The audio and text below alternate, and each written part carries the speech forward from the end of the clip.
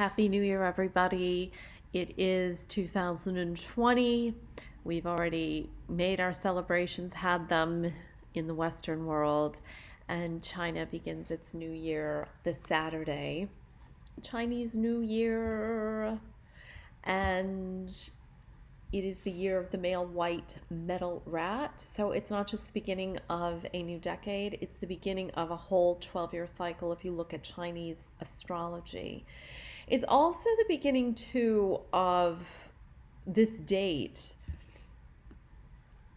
January 22nd, 2020, which was yesterday, about 2 in the afternoon Eastern time, is the beginning of, if you look at the more esoteric, occult method of human design, which is based on the I-Ching wheel. It's also the beginning of a new year in this aspect too. So I do find it interesting that the Chinese New Year always seems to, it coincides with the start on a more esoteric level of a start of a new year. We enter the quarter of initiation in the I-Ching wheel. It's the start of a whole new sequence, again, that we'll go through, that the sun will go through as it travels around the wheel here. So it's the beginning, a lot of new beginnings here. It's the year of the rat. I love this picture. I love this little rat face. And of course we have the rat definitely in focus here right now with the coronavirus reportedly having developed at a food market in Wuhan and possibly transmitted through rats. So again, we have this rat energy, certainly a rat theme of, determination, focus, quick, laser sharp, in it. It's also, the beginning here of not just a decade, not just a 12-year cycle, but the beginning of a new 7-year cycle, which will be completed in 2027, which coincides with the end of the cross of planning. And I'm not sure how much I believe in any of this. I must say, I don't know if I believe the cross of planning. I don't know. I've come across all this knowledge, and I feel like it's going to be really interesting to watch and just see what happens now. So for those who are familiar with human design, know what that means. And for those who don't know, there's plenty of information out there. There's loads of books, and you can look in the website below to find out more information or where to get some of these books to describe some of this. I really do have to say, I don't know what I believe anymore with this. It's information, it's knowledge that has come my way, that I've studied. I studied at a professional level. I've studied as an editor. I've studied as a student. I studied this knowledge for years. I really can't say that I've walked away being a true believer. It's something to watch, and it's why, in part, why I've come out with these videos is let's watch, let's see what emerges here now as we get into the final 7-year cycle before the cross of planning ends, before the super cycle ends, or supposedly ends. What are we going to see? What changes? We get intimations of big changes happening, things not really holding together. Let's see here. Let's see what happens. But anyway, looking at this lovely card, and of course, the rat. And this time of year, every year, I find it so interesting in the media world. It's this constant talking point, the perennial news stories, as I always tell my students. It's every year, around this time, they talk about the third Monday of January. It's Blue Monday. And there are all these kind of pseudoscience studies showing that the majority of people get the blahs or feel blasé or even sad this time of year. It's interesting, it does coincide with the beginning of this new year, the sun entering gate 41, line 1. It's the initiatory codon. It's the initiation into the sequence around the wheel. If you look at the I-Ching, and the I-Ching is the book of changes, that human design has put into a wheel, into a graph. And the whole start of the sequence began yesterday, January 22nd, 2020 at about 2 p.m. on the East Coast. And this is the gate of contraction or decrease.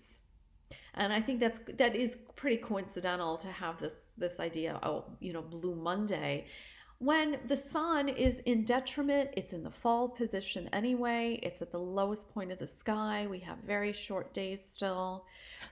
And I'm struggling with the cold. Our energy is a little bit more worn down. And the sun, if that isn't enough, the sun is in this gate of decrease, which is in the root center here, what we call the endurance center in band 2. And it's in gate 41, line 1, decrease, the gate of contraction. The gate of contraction. Let me click on my other screen here just to really kind of read through this. So you can see, if you go to band 2, you can see it for yourself. We're not looking at the body side because there is no body. This is kind of a just now moment here that I've saved the date for. And it's on the mind side. Clearly, it's on this kind of personality side.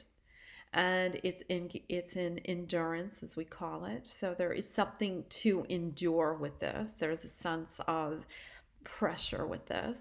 And it reads the limitation of resources. The limitation of resources. And people might get stuck at that, the limitation of resources. No, that doesn't feel so great.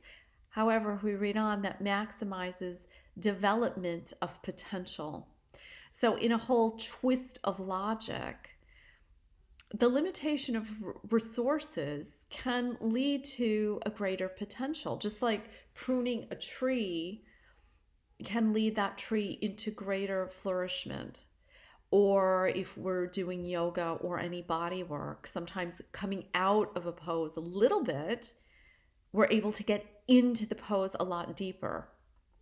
And I think sometimes when we're reading the I-Ching, it really helps to have this kind of twist in logic approach, to interpret it. And I can't say I'm a great master of interpreting it. I'm really not. But anyway, it does coincide here with kind of this where we're at in the cycle of life, where we're at in the wheel. So gate 41. And this is on the chart here, it corresponds with the wheel here. And you can see the sun is in Aquarius in the early degrees in this gate 41. Decrease. If I had to look at a real theme of the year, it's the fact that, the sun is in Aquarius, it's in this air sign, but we have so many planets in Capricorn.